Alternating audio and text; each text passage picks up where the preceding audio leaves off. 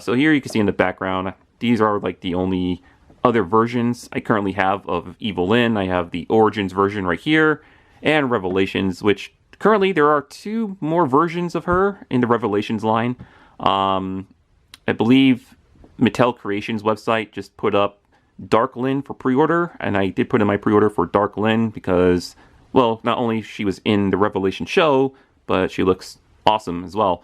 And this was more of an impulse buy for me because I'm not really into wrestling anymore. Like, I haven't been into wrestling since late 90s, early 2000s.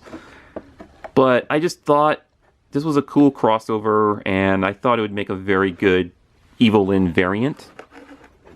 Alright, but this video is going to be about this new Evil Lyn from the new CGI animated Netflix series of He-Man and the Masters of the Universe. So let's open her up. And let's see, does she have many features? No? Alright, so she just has the standard punching action feature that most of the action figures in this line have, where you just turn her at the waist and she just swings back into place. So let's take a look at it. Alright, so this might be an extremely short review for this Evil Lyn figure here because she does not have a lot of articulation. I mean, you could move the arms back and forward. You know, you get the basic arm movement of these action figures. And you cannot really spread the arms out. There is no elbow joints. But you can turn the hands there at the wrist. You can do that at least. Going down to the waist, of course, she has that cool feature where you turn her and she snaps back into place. Let's see. Yeah, there you go. Alright, moving down to the leg. Her left leg can go forward about that much. But, unfortunately, it can only go back about that much. Because of the way they sculpted her backside there, it definitely hinders that leg from going back any further. The legs do not spread out, so you cannot get her doing a split or anything like that. For her right leg, you can move it. As you can see, you can move that other leg, but it's hindered by this side skirt piece that's covering it up. And at first, I thought this was cloth inside the package, but when I opened her up, and I realized this is just plastic. It's all solid plastic right here, so it's not like it's... I mean, it's sort of like pliable plastic, so you could, you know, sort of move pieces around, but it's not... I wish it was cloth instead, so it'd make it easier to move that other leg around. But yeah, that's hindering a lot of that movement. But that's alright. I mean, you're mostly going to have her in a standing pose anyway, instead of a sitting pose. Unless they come out with vehicles for this character, then they might have to rethink that. Maybe make another Evil Lyn action figure. Going down to the rest of her legs, so no knee joints. You can't bend the knees. But you can turn the bottom feet at the ankle there. So those turn. Right, and that's about it. Other than this accessory she comes with. Her magic staff here that she does magic with. Let's stand her next to Skeletor here, and I feel like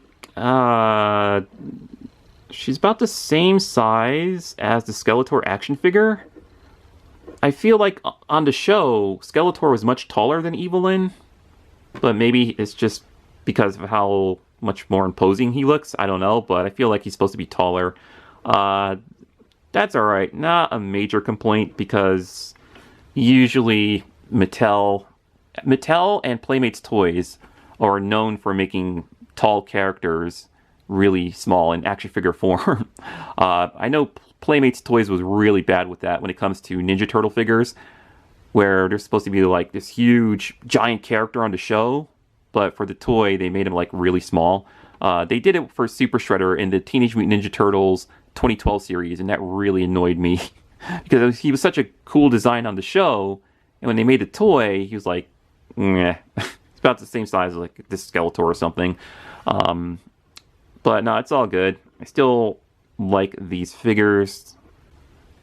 Other than that, she looks just like how she does on the CGI animated series.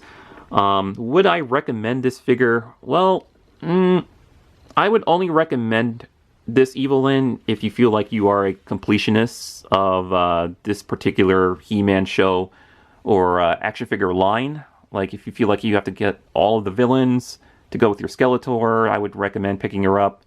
But other than that, I don't know. If you don't like the limited amount of articulation, probably wait and see if you can get her on sale.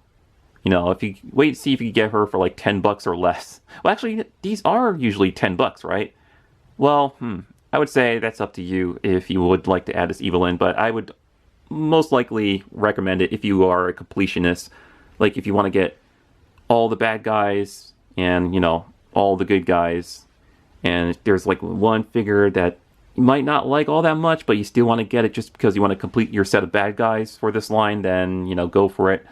But not bad looking for a, let's say, display piece. Yeah, not bad for a display piece. Alright, I'm Toys of Primus, and I'll see you in the next He-Man and the Masters of the Universe CGI animated series action figure review.